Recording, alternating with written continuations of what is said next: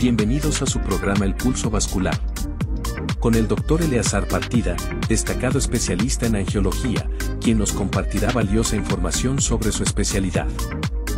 Comenzamos.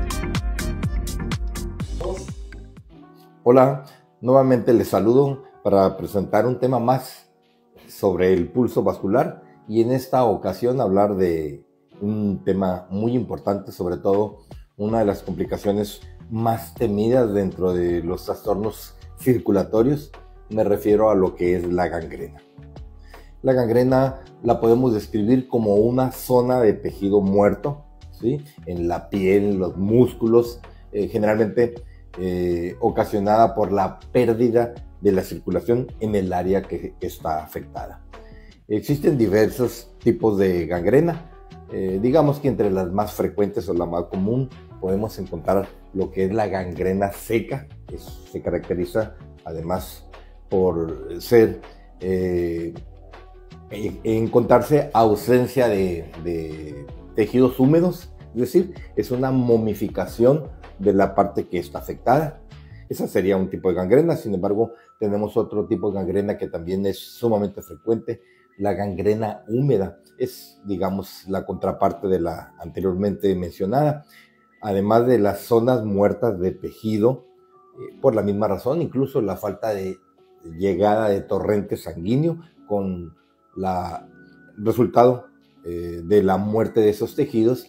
En este caso nos referimos a esa gangrena que además de la zona muerta encontramos tejidos húmedos y estos generalmente esas secreciones son de un olor fétido característico de los tejidos en putrefacción. Otro tipo de gangrena que también es frecuente, nos referimos a la gangrena de tipo gaseoso, aunque la anterior y esta misma son causadas por bacterias, ¿sí? En este tercer caso, en este tercer ejemplo, encontramos además la presencia de gas.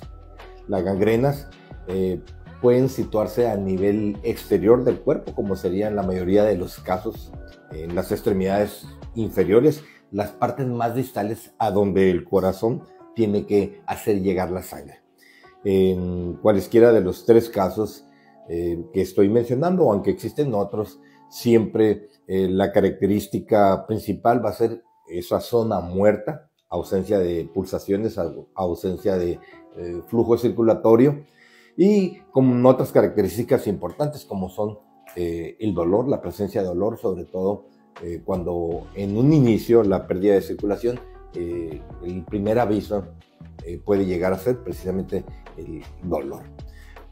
Otra característica de las gangrenas es que de no atenderse en un tiempo oportuno o digamos, aunque el daño ya está hecho, es importante sí actuar. En el caso de la gangrena a la que me referí primeramente como gangrena seca, digamos, el tejido una vez que ha perdido todas las partes húmedas al momificarse, podemos mencionar que es una gangrena ya no bacteriana, ya no contaminada o no infecciosa, lo que permite de alguna manera ser más tolerante o decir que se ha autolimitado el nivel de daño de la zona muerta. No así en los otros dos tipos de gangrenas que ya mencioné, donde esa humedad de no ser tratada adecuadamente, el proceso puede seguir avanzando en todas aquellas áreas donde el déficit circulatorio pues sigue siendo insuficiente.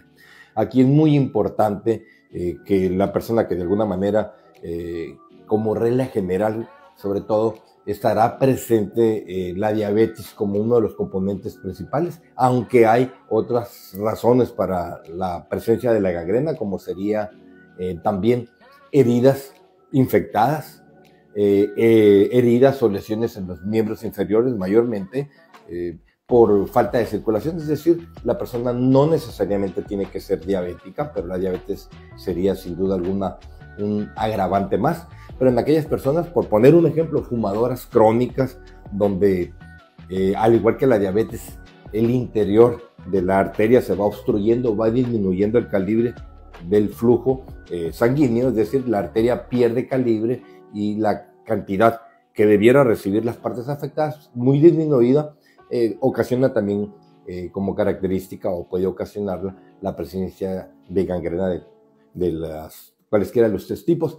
Sin embargo, mencionaba una deficiencia en el flujo sanguíneo, pues sin duda alguna tiene como característica también la facilidad para contaminarse, en este caso con bacterias, y lo que hace pues de alguna forma un cultivo o de alguna manera la suma de factores que permiten que en el caso de la gangrena húmeda o gangrena gaseosa el riesgo de avanzar hacia zonas también ya limitadas en circulación, como lo mencionaba hace un momento, pues sea de alguna forma un peligro constante.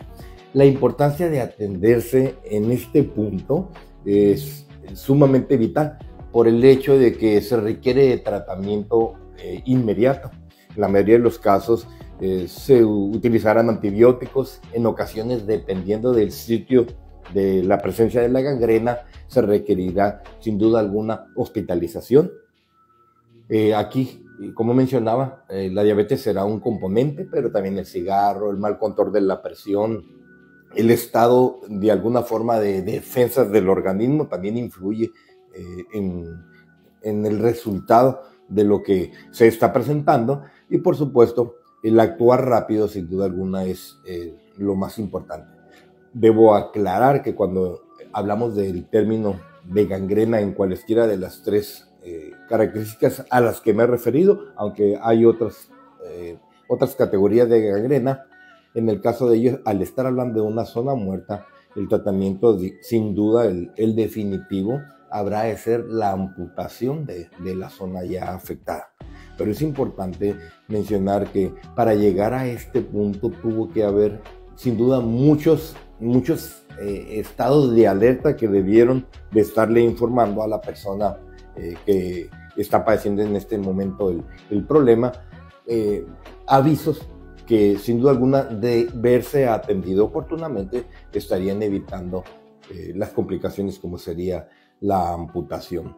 Es necesario que en especial las personas con estas características como la diabetes, la hipertensión, el tabaquismo crónico, pues son factores de riesgo muy importantes, y si sumamos el clima frío, pues participa también para hacer en un componente total que durante las épocas de frío, los meses fríos, sin duda alguna, la necesidad de tener que amputar estas zonas afectadas va a ser de alguna manera pues el camino necesario para evitar una complicación mayor.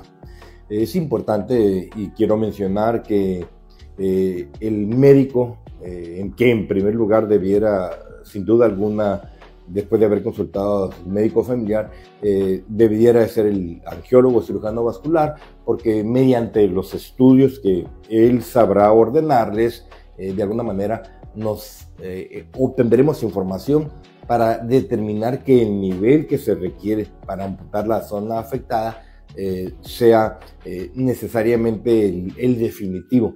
Es decir, si hay una zona amplia ya afectada con falta de riego sanguíneo, aunque exista, por decir un ejemplo, un solo dedo en el pie afectado, si solamente se limitara a la amputación de ese dedo, pero el resto de la pierna está afectado, la zona donde se ampute ese dedo no va a cerrar.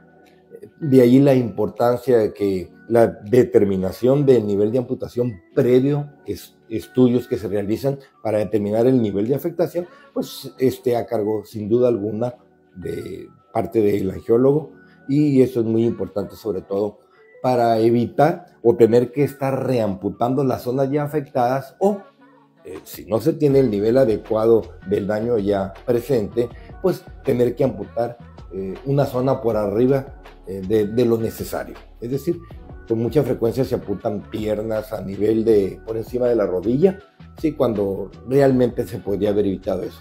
De ahí la importancia de los estudios que se requieren hacer antes de tomar la determinación, incluso de amputar una zona pequeña.